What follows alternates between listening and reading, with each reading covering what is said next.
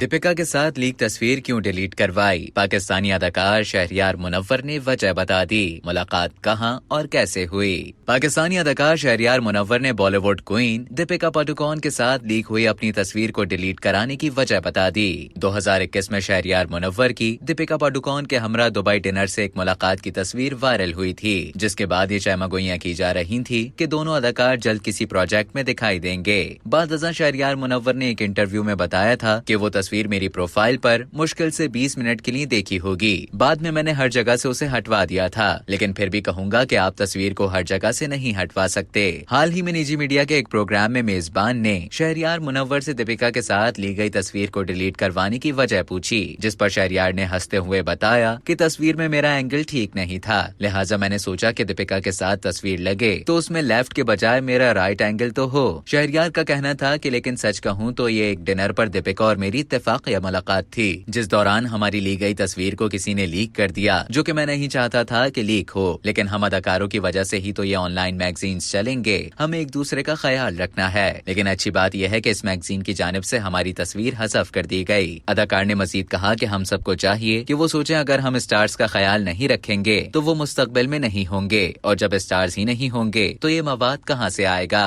अब तक के लिए इतना ही। मजीद खबरों और न्यूज अपडेट्स के लिए डेली जंग के YouTube चैनल को सब्सक्राइब करें और Facebook के पेज को लाइक करना ना भूलें।